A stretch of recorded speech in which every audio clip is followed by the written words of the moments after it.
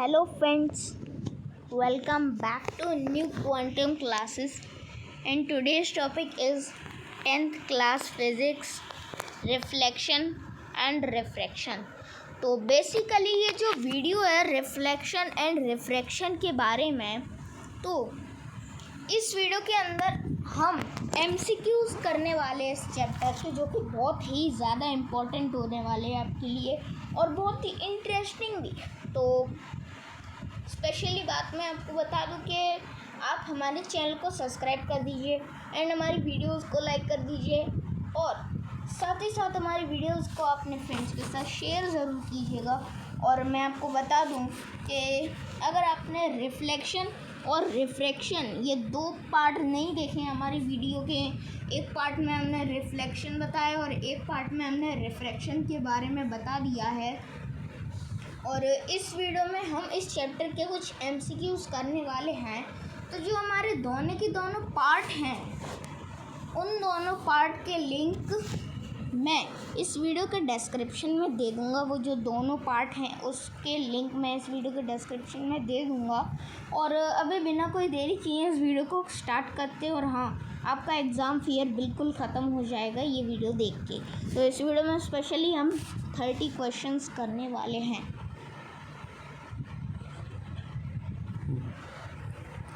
ठीक है, अब हम बात करते हैं most expected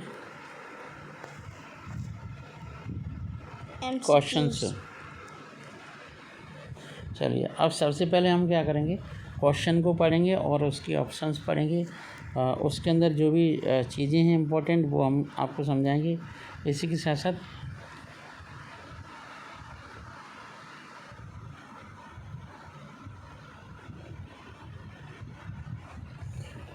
select the correct statement about law of reflection। Law of reflection के लिए आपको करेक्ट स्टेटमेंट देखना है। तो पहले तो यहाँ पे ए ऑप्शन जो दे रखा है वो ये है कि angle of incidence equal to angle of reflection. इसका मतलब ये है कि ये बिल्कुल सही पॉइंट है। लॉ ऑफ रिफ्लेक्शन का पहला पॉइंट यही होता है। दूसरा पॉइंट है incident ray the normal to the mirror and the reflected ray all lie in same plane. यही दो ऐसे स्टेटमेंट हैं जो लॉ ऑफ रिफ्लेक्शन को फॉलो करते हैं। इसका मतलब क्या है, both of above A and B, जहाँ पे ये ऑप्शन गलत तरीके से लिख रखा है, यहाँ पर ये भी होना चाहिए कि both of above A and B, ऐसे लिखा जाएगा। तो option C is correct answer. इसका मतलब क्या है, इस क्वेश्चन के ए और बी दोनों ही करेक्ट स्टेटमेंट्स हैं। ठीक है, अब हम आगे बढ़ते हैं नेक्स्ट क्वेश्चन नंबर सेकंड में। क्वेश्चन नंबर सेकंड में ये दिखाई दे रहा है कि आपका image formed by the plane mirror, मतलब प्लेन मिरर से जो इमेज फॉर्म होती है वो कैसी होती है। तो sometimes virtual and erect, sometimes नहीं होती, वो एक्चुअल में होती ही है वर्चुअल, है ना, वर्चुअल और इरेक्ट ही होती है। Sometimes real and erect. तो ये समटाइम्स वर्ड लिखना ये गलत तरीका है। ऑलवेज कह सकते हैं, ऑलवेज का मतलब मिरर में हम अपना चेहरा देखते हैं तो वो हमेशा कैसा होता है, वर्चुअल। कैसा होता है, वर्चुअल। और वर्चुअल भी होता है और इरेक्ट भी होता है, अंडरस्टैंड। तो ये आपका वर्चुअल और इरेक्ट होता है। ठीक है, इसके बाद हम देखते हैं नेक्स्ट पोर्शन। तो जैसे ही हम ये देखिए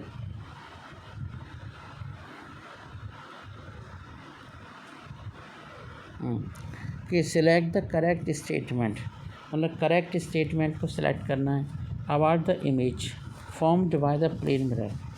मतलब ये हुआ कि size of image is equal to that of the object. मतलब जो इमेज की साइज़ है वो ऑब्जेक्ट के साइज़ के बराबर है। ऐसा कब होता है, जब किसी भी ऑब्जेक्ट को सेंटर ऑफ कर्वेचर पर रखा जाता है। कब होता है, सेंटर ऑफ कर्वेचर पर रखा जाता है। और दूसरा पॉइंट है always virtual and erect, always virtual and erect. ये ऐसा तो हो सकता है, ऑलवेज वर्ड इसका मतलब क्या है, देखते हैं। ये प्लेन मिरर की बात है, हाँ ठीक है। तो वर्चुअली होती है और इरेक्ट होती है, तो ये बात भी सही है, ये भी सही है। अब हम थर्ड देखते हैं। Image is laterally inverted. Laterally inverted का मतलब क्या है, आप मिरर के सामने खड़े हो, ठीक है, ये मिरर है, आप यहाँ पे खड़े हो, तो आपका जो आपका राइट है मिरर में लेफ़्ट हो जाएगा, ठीक है, आपका जो लेफ़्ट है मिरर में राइट हो जाएगा after image formation. Understand that. तो ये तीनों ही पॉइंट सही हैं, इसलिए डी ऑप्शन करेक्ट आंसर होगा इस क्वेश्चन का। क्वेश्चन नंबर हम थर्ड देखते हैं। तो थर्ड क्वेश्चन में हम क्या करेंगे, ये देखेंगे, reflecting surface of a concave mirror, of a concave mirror will be. तो पहले आप कॉनकेव मिरर तो बना लो। तो ये मान लीजिए कॉनकेव मिरर है, ठीक है, जिसमें बाहर की ओर हमने पॉलिश कर रखी है और अंदर चमकदार सरफेस है। इसका मतलब क्या हुआ, अब हम पॉइंट पढ़ते हैं पहले। Towards the opposite side of the sphere, towards the opposite side of the sphere, ऐसा तो कुछ नहीं होता। Towards the centre of sphere, centre of sphere की ओर। At the edge of sphere, at the edge of sphere, मतलब reflection क्या है, रुक जाओ।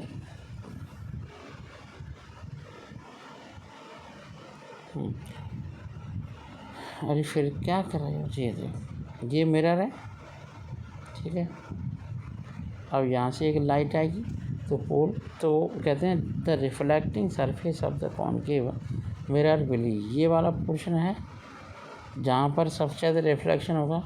लाइट ऐसे आएगी, ऐसे चली जाएगी, है ना, कभी कभी इस पर रिफ्लेक्ट होगी, इस तरीके से रिफ्लेक्ट हो जाएगी। अंडरस्टैंड। तो toward the centre of plane mirror, वहाँ पर रिफ्लेक्शन बहुत तेज़ी से होगा। क्वेश्चन नंबर 5, क्वेश्चन नंबर 5 में ये दिखाया गया है कि the reflecting surface of convex mirror.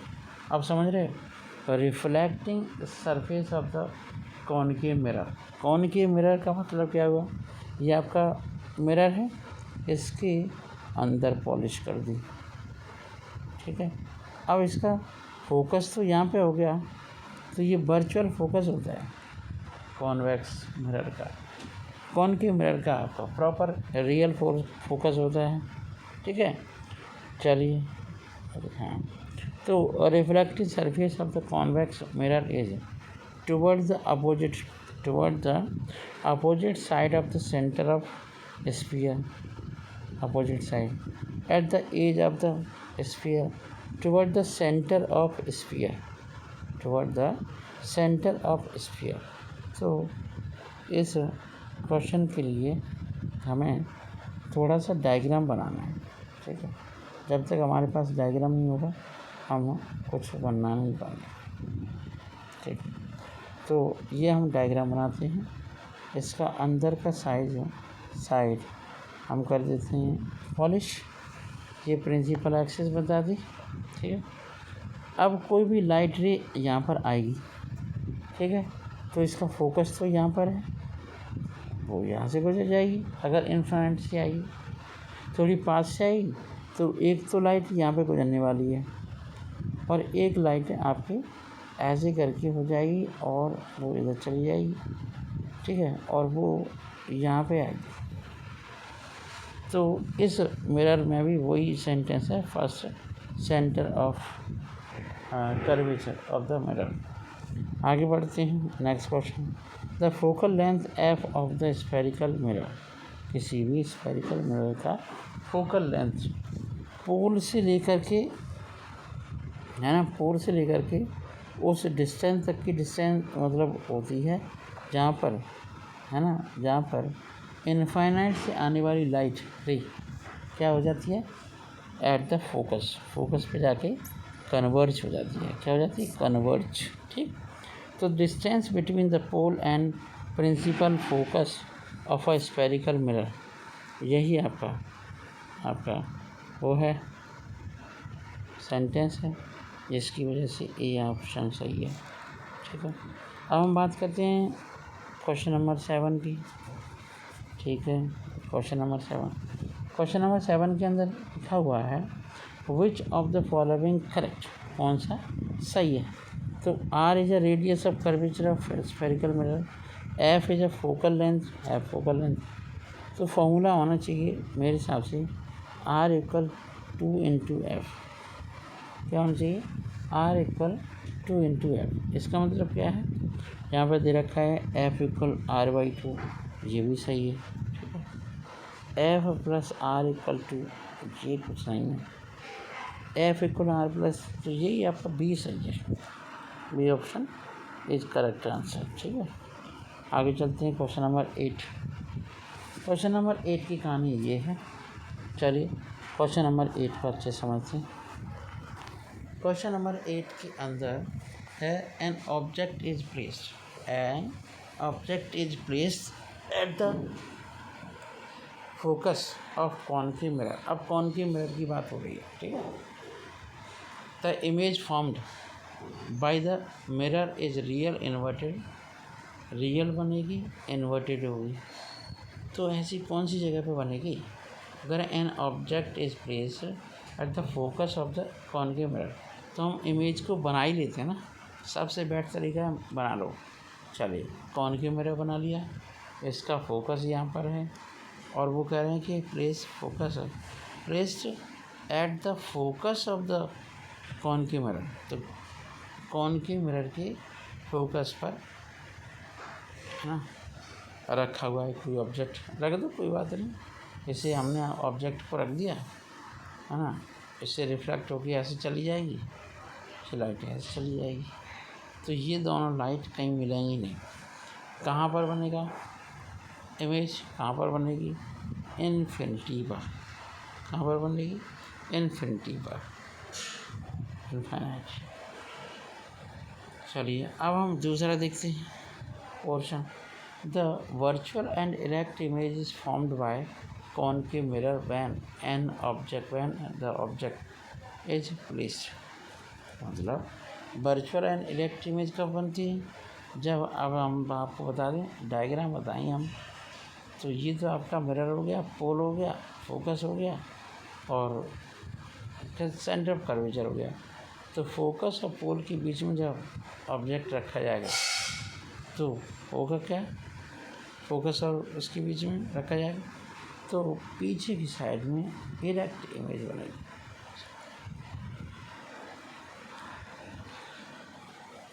तो ऐसा हो सकता है।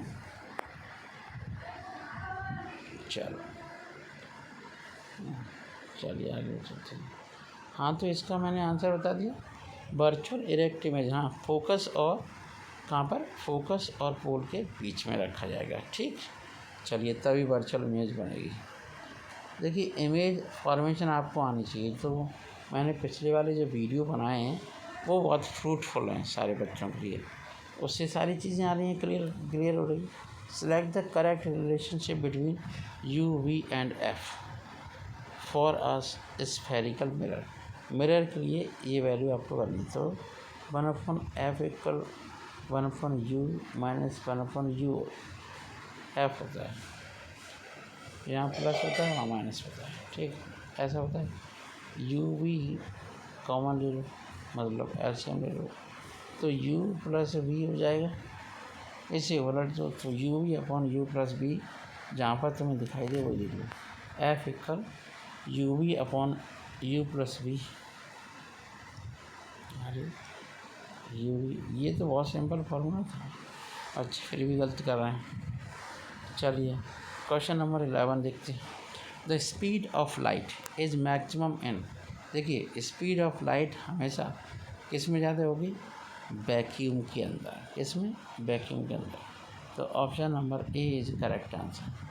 चलिए ऑप्शन नंबर MCQ नंबर 12 देखते हैं। The focal length of lens which dioptre 2D is, मतलब आपको P इक्वल 1/f दिखेगा और F इक्वल 1/P, ठीक है। चलिए ये क्वेश्चन हो गया। इसके बाद हम बात करते हैं तो ए पॉइंट इसका सही है। और इसका जो आपका फोकल लेंथ वाली कहानी है डायोप्टर की, वो देखते हैं। फोकल लेंथ, हाँ, मतलब पी इक्वल, पी दिखा देते हैं फार्मूला, पी इक्वल 1/f। अब वो पूछ क्या रहे हैं, वो पूछ रहे हैं, और हमेशा जो पावर होती है मीटर में ली जाती है, ठीक है। तो ये आपका ऑप्शन नंबर ए बिल्कुल करेक्ट है।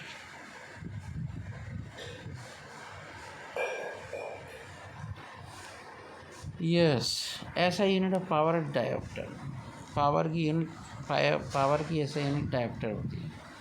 क्वेश्चन नंबर 14 में क्या है, कॉन्वेक्स विद फोकल लेंथ इतना, कॉन्वेक्स विद फोकल लेंथ इतना, कॉन्वेक्स विद फोकल लेंथ 4। तो ये आपको करना पड़ेगा। पी इक्वल क्या होता है,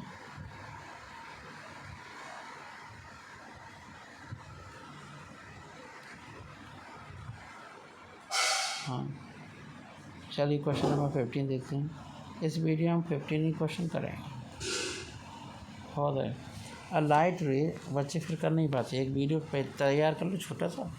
अ light ray travelling obliquely from a denser medium to real.